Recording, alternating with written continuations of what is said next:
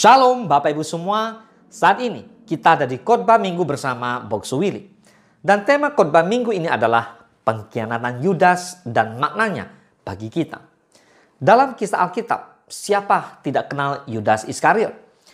Yudas Iskariot seringkali digambarkan sebagai simbol pengkhianatan dan kejahatan. Namun dari kisah ini kita dapat memetik pelajaran penting.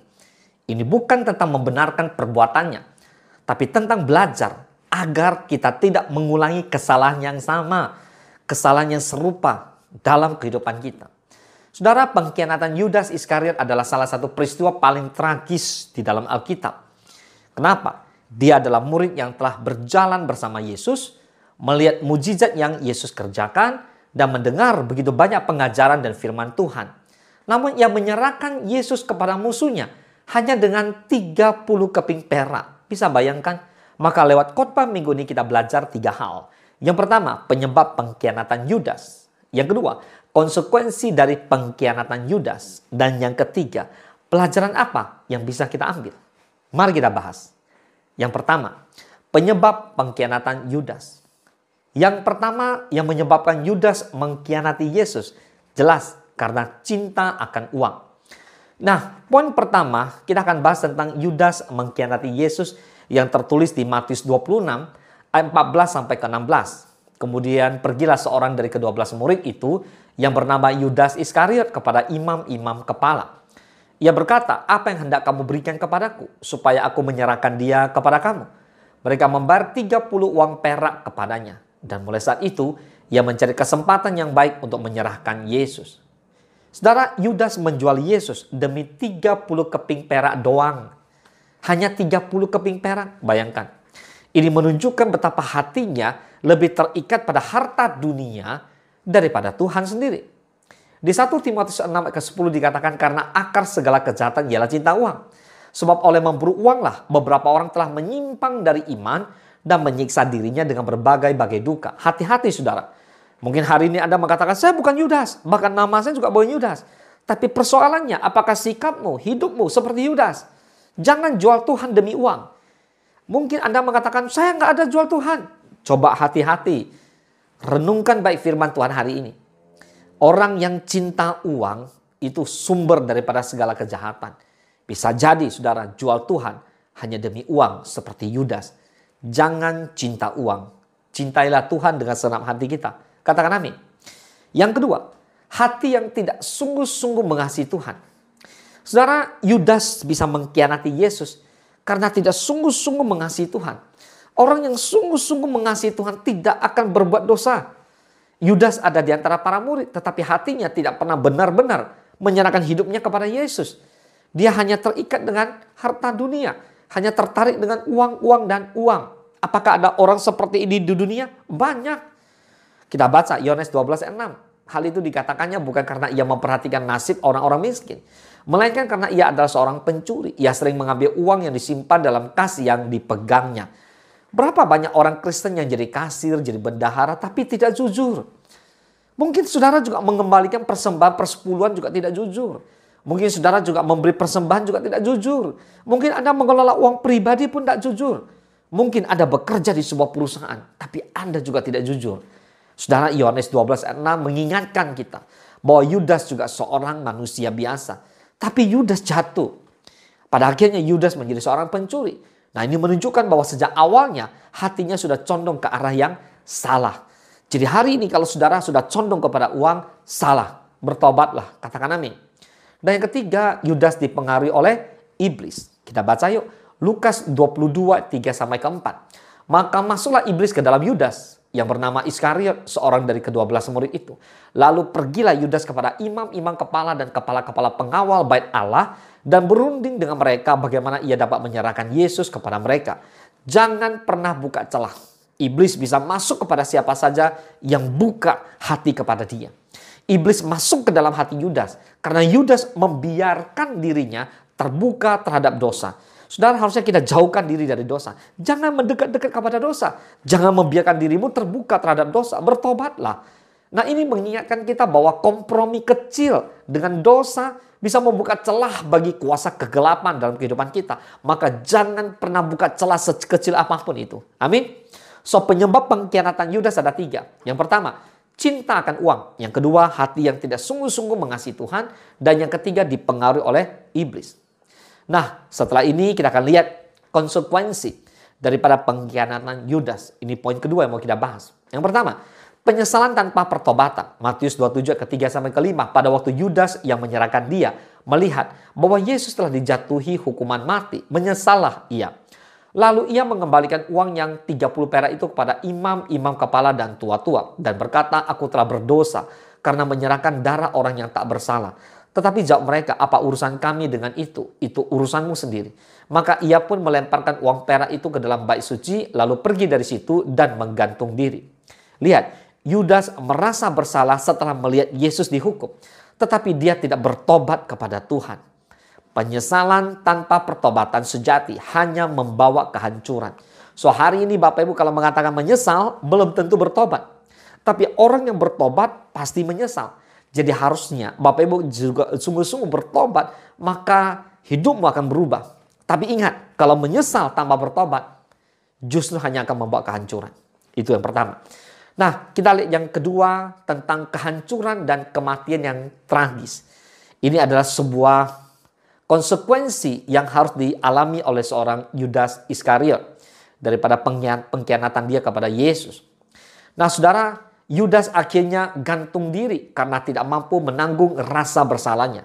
Bandingkan dengan Petrus yang juga pernah gagal dan pernah salah, tetapi bertobat dan dipulihkan oleh Tuhan. Lihat, Yohanes 21:15-17, sesudah sarapan Yesus berkata pada Simon Petrus, Simon anak Yohanes, apakah engkau mengasihi aku lebih daripada mereka ini? Jawab Petrus kepadanya, benar Tuhan, engkau tahu bahwa aku mengasihi engkau. Kata Yesus kepadanya, gembalakanlah domba-dombaku. Kata Yesus pula kepadanya untuk kedua kalinya, Simon anak Yohanes, apakah engkau mengasihi aku? Jawab Petrus kepadanya, benar Tuhan, engkau tahu bahwa aku mengasihi engkau. Kata Yesus kepadanya, gembalakanlah domba-dombaku. Kata Yesus kepadanya untuk ketiga kalinya, Simon anak Yohanes, apakah engkau mengasihi aku? Maka sedih hati Petrus karena Yesus berkata untuk ketiga kalinya, apakah engkau mengasihi aku? Dan ia berkata kepadanya, Tuhan, engkau tahu segala sesuatu, engkau tahu bahwa aku mengasihi engkau. Kata Yesus kepadanya, gembalakanlah domba-dombaku. Saudara, mari kita belajar dari Petrus. Kalau dia bertobat, dia menyesali, lalu dia perbaiki diri, maka dia ikutin perintah-perintah Tuhan, dia melakukan tepat seperti yang Tuhan mau. Sama-sama katakan amin. Oke, yang terakhir, yang ketiga, pelajaran apa yang kita bisa ambil daripada kisah seorang Yudas Iskariot. Yang pertama, jangan mengutamakan harta dunia lebih daripada Tuhan. Pertanyaannya, apakah saudara mengejar Tuhan atau mengejar berkatnya Tuhan saja? Matius 6:24 berkata, tak seorang pun dapat mengabdi kepada dua tuan. Karena jika demikian ia akan membenci yang seorang dan mengasihi yang lain. Atau ia akan setia kepada yang seorang dan tidak mengindahkan yang lain. Kamu tidak dapat mengabdi kepada Allah dan kepada Mammon. Bapak Ibu semua, kita harus punya keteguhan hati. Kita kalau mengejar kehidupan rohani yang baik, harusnya kita mengejar Tuhan, bukan mengejar berkat Tuhan. Kalau kita mengejar berkat Tuhan, kita hanya dapat berkatnya saja. Tapi kalau kita mengejar Tuhan, kita akan mendapatkan Tuhan dan otomatis bonusnya adalah berkat-berkatnya. Maka itu saudara, banyak orang yang mengapa tidak diberkati dalam kehidupannya? Karena mereka hanya mengejar berkat kok. Mereka bukan orang sungguh-sungguh yang mau belajar firman. Maka pada waktu diberkati, mereka ikut Tuhan. Pada waktu tidak diberkati, mereka meninggalkan Tuhan. Maka mereka mencari Tuhan-Tuhan yang lain. Maka itu saudara, banyak orang yang meninggalkan Yesus karena tidak mengerti arti mengikut Tuhan. Tidak mengerti panggilan Tuhan, tidak mengerti keselamatan yang Tuhan berikan. Bertobatlah, katakan amin. Yang kedua, kita akan periksa hati kita, apakah sungguh mengasihi Tuhan. Nah saudara, kita bisa belajar daripada kisah Yudas ini, karena Yudas tidak sungguh-sungguh mengasihi Tuhan. Kekristenan bukan sekedar status saudara, tapi hubungan yang nyata dengan Yesus. Maka kita akan terus membangun kehidupan rohani kita bersama Tuhan. Saudara, Tuhan pernah berkata bahwa Dia adalah air kehidupan. Maka kalau kita tinggal di dalam Tuhan, maka kita akan dipuaskan. Kita bukan hanya diberkati, tapi kita dipuaskan. Kita merasa cukup, kita merasa ada penyertaan, kita merasa ada tuntunan, kita merasa ada kasih. Karena itu nyata. Amin. Di 2 Korintus 13 ayat 5 dikatakan, ujilah dirimu sendiri. Apakah kamu tetap tegak di dalam iman? Selidikilah dirimu. Apakah kamu tidak yakin akan dirimu bahwa Kristus Yesus ada di dalam diri kamu? Sebab jika tidak demikian, kamu tidak tahan uji. Lihat hari ini berapa banyak orang yang pada akhirnya meninggalkan Yesus. Mereka berpindah agama yang lain. Saudara, dikarenakan mereka tidak tahan uji. Mereka tidak yakin. Mereka tidak sadar bahwa ada Yesus di dalam kehidupan mereka. Mereka ingin bahagia. Mereka ingin cari kehidupan yang lebih baik. Tapi nyatanya, bahagia tidak ditentukan oleh sesuatu yang kelihatan dari luar. Tapi bahagia ditentukan oleh sesuatu yang Tuhan anugerahkan di dalam. Kalau kita mengerti arti keselamatan, kita betapa bahagianya kita. Kita udah pasti selamat. Kita udah pasti berjumpa dengan Tuhan. Saudara, banyak orang karena demi harta dunia menjual Yesus. Makanya pada waktu ujian datang, habis. Mereka jual Yesus. Tapi kalau kita mengikut Yesus dengan sungguh-sungguh, apapun yang terjadi, saudara, kita tidak pernah akan mengikut yang lain. Karena bagi kita, sekali Yesus, tetap Yesus. Amin. Dan yang ketiga adalah segera bertobat saat menyadari dosa. Saudara, jangan seperti Yudas yang sekedar hanya menyesal, tapi jadilah seperti Petrus yang bertobat dan kembali kepada Tuhan. Amin.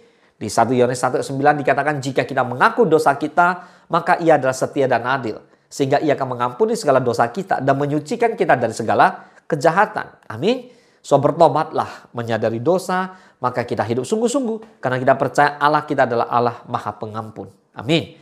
Oke, kesimpulannya. Saudara, kisah Yudas menjadi peringatan bagi kita semua. Jangan sampai kita hanya menjadi pengikut Yesus secara lahiriah, tetapi hati kita jauh daripada Tuhan. Jangan biarkan dosa menguasai kita. Dan jika kita jatuh, segeralah bertobat sebelum terlambat. Amin. Nah, sekarang kita akan review sedikit beberapa pertanyaan-pertanyaan yang bisa merefleksi daripada khotbah ini. Yang pertama, apakah ada sesuatu dalam hidup kita yang kita anggap lebih penting daripada Yesus? Harusnya tidak ada. Bagi kita, orang percaya Yesus adalah yang terpenting. Yesus adalah center atau pusat daripada hidup kita. Amin. Pertanyaan kedua, bagaimana sikap hati kita terhadap dosa? Apakah saudara masih nyaman terhadap dosa? Seperti umat Tuhan, umat Israel yang nyaman di Mesir. Makanya waktu Musa bawa mereka keluar, mereka berontak. Mereka mengatakan lebih enak di Mesir. Saudara, pada Tuhan mau kita tinggalkan segala belenggu-belenggu dosa. Tuhan mau hidup kita hidup yang kekal, hidup yang diberkati. Amin. Hidup yang penuh anugerah dan kasih karunia. Nah, saudara, kalau sikap hati kita jijik terhadap dosa, maka kita tinggalkan dosa. Kita hidup dalam kebenaran. Amin. Nah, jika kita telah gagal, apakah kita mau datang kepada Tuhan? Jadi saudara, kalau hari ini saudara kehidupannya masih dalam keadaan berdosa, datanglah kepada Tuhan. Tuhan buka kedua tangan untuk menyambut kamu, saudara. Dan bertobatlah dengan sungguh-sungguh. Amin. Nah, ingat pesan saya, saudara, untuk Bapak Ibu semua, di mana hari ini kita belajar secara khusus tentang pengkhianatan Yudas Iskariot. Saudara, jangan tukar Yesus karena harta. Jangan tukar Yesus hanya karena cinta. Jangan tukar Yesus hanya karena tahta. Yesus jauh lebih mulia dari segalanya. Bapak Ibu semua, Yesus lebih mulia dari emas dan permata. Yesus lebih indah dari seisi dunia. Untuk apa kita dapatkan dunia tapi kehilangan Yesus? Pada Yesus adalah lebih berharga dari segala-galanya. Hanya Yesus ada damai sejahtera. Saya mengajak Bapak Ibu semua untuk kita berdoa bersama-sama. Agar hari-hari ini kita lihat ada fenomena. Banyak orang-orang yang terkenal ya. Saya katakan seperti itu. Mengapa? Karena mereka adalah public figure. Di mana mereka terang-terangan menunjukkan mereka menjual Yesus. Mereka meninggalkan Yesus. Dan mereka berpindah kepada yang lain. Ya, ini pilihan. Tapi saya katakan orang-orang seperti ini akan mengalami sebuah kerugian yang teramat besar. Mengapa? Dia rela meninggalkan sesuatu yang begitu berharga untuk mendapatkan sesuatu yang gak jelas. Dia meninggalkan kehidupan yang harusnya kehidupan kekal bersama dengan dia selama-lamanya hanya untuk menerima kehidupan yang sementara di dunia seperti itu. Saya boleh pastikan bahwa orang-orang seperti itu adalah orang-orang yang tidak mengenal Tuhan dengan benar. Tidak mengenal Yesus dengan benar. Tidak memiliki arti. Mengapa dia harus ikut Yesus? Dia menjadi pengikut Yesus tapi dia enggak mendapatkan arti itu. Dia tidak mengerti tujuannya. Oleh sebab itu, mari Bapak Ibu semua saya mendorong kita untuk lebih lagi mengenal Tuhan dengan benar. Tujuan Tuhan memanggil saudara dan saya. Tujuan kita mengikut Yesus. Sekali lagi, bersyukurlah jika hari ini kita tetap setia. Kita pertahankan iman kita sampai Yesus datang kali yang kedua. Menjemput kita semua di awan-awan permai. Sehingga Tuhan berkata, datanglah, masuklah ke dalam perjamuan kawin anak domba. Masuklah, nikmatilah berkat yang sudah Tuhan sediakan. Amin. Tuhan Yesus mengasihi kita semua. Mari kita katakan dengan iman, aku mengasihi Tuhan lebih dari segalanya. Amin. Tuhan Yesus memberkati. Mari kita bersatu dalam doa. Bapa, terima kasih hari ini kami belajar daripada kisah Yudas ini. Kami belajar Tuhan pengkhianatan Yudas. Kami belajar untuk lebih bersungguh-sungguh. Kami mau hidup di dalam kebenaran. Kami tidak mau hidup dalam dosa. Oleh sebab itu, mari Roh Kudus berikan hikmat, berikan pengertian buat setiap orang yang mengikuti khotbah minggu ini. Agar kami tidak mau menjual Yesus hanya karena harta, hanya karena sesuatu yang dari dunia. Oleh sebab itu kami mau belajar setia, karena Yesus jauh lebih setia. Bapa, terima kasih, kami bersyukur kalau sampai hari ini kami bisa mengikut Yesus dengan iman percaya kami. Kami mau mengatakan sekali Yesus, tetap Yesus, selamanya Yesus. Terima kasih Tuhan, kami kembalikan segala puji, hormat, kemuliaan hanya bagi Yesus sampai selama-lamanya. Terpujilah nama Tuhan hanya di dalam nama Tuhan Yesus. Kami berdoa dan kami mengucap syukur. Haleluya. Mari sama-sama kita katakan amin. Selamat hari Minggu. Tuhan Yesus memberkati.